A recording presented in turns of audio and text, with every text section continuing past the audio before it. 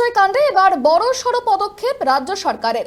নিহতদের পরিবারকে 10 লক্ষ এবং আহতদেরকে 1 লক্ষ টাকার আর্থিক সাহায্য দিলেন মুখ্যমন্ত্রী শুভেন্দু অধিকারী। মঙ্গলবার নিজে হাতে এই চেক তুলে দেওয়ার পাশাপাশি নিহতদের পরিবারকে যোগ্যতা অনুযায়ী চাকরি এবং আহতদের আজীবন বিনামূল্যে চিকিৎসার বড় ঘোষণা করলেন মুখ্যমন্ত্রী।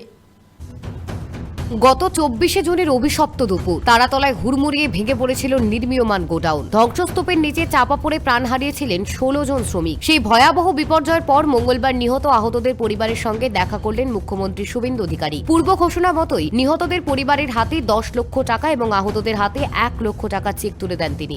আর্থিক সাহায্য দেওয়ার পাশাপাশি বিপর্যস্ত পরিবারগুলির অভাব অভিযোগও শোনেন মুখ্যমন্ত্রী। সেখানে এক নিহত শ্রমিকের স্ত্রী কাজের আর্জি জানালেন। তৎক্ষণাৎ মঞ্চ থেকে কলকাতা পুর প্রশাসক স্মিতা পাণ্ডে ও পুরমন্ত্রী অগ্নিমিত্রা পালকে দায়িত্ব দেন শুভেন্দু অধিকারী।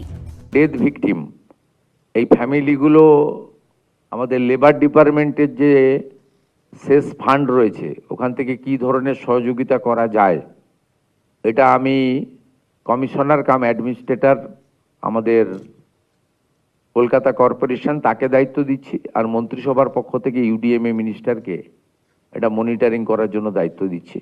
নিয়ে দেবেন আগামী 7-10 দিনের মধ্যে অপরচুনিটি কি রয়েছে আর আমরা কি করতে পারি। অনারেবল সিএস আমাকে বললেন যে অপরচুনিটি আছে, আমরা কিছু করতে পারবো, এদের মাসে মাসে কিছু হেল্প করতে পারবো। আমি কলকাতা কর্পোরেশনকে বলবো ওনাদের যে ডেলি কাজগুলো হয় তাতে এই 15-16টা ফ্যামিলি যারা বিহার বা ইত্যাদি আছে তাদের পক্ষে সম্ভব নয়। কলকাতা বা অ্যাডজয়নিং এলাকাতে যদি এই ফ্যামিলিগুলো যারা থাকেন তারা যদি আপনাদের বিভিন্ন ধরনের কাজ হয় সেই কাজে যদি এদের ফ্যামিলির কোনো লোক সক্ষম থাকে বা করতে চায় ইনক্লুড করা। কলকাতা পুলিশ থেকেও যেন তাদের পরিবারের সঙ্গে লোকাল থানায় একটু যোগাযোগ রাখেন। শুধু চাকরিই নয়, নিহতদের পরিবারকে প্রতি মাসে নির্দিষ্ট ভাতা দেওয়া এবং তাদের সন্তানদের পড়াশোনার সম্পূর্ণ খরচ রাজ্য সরকার বহন করবে বলে জানান মুখ্যমন্ত্রী।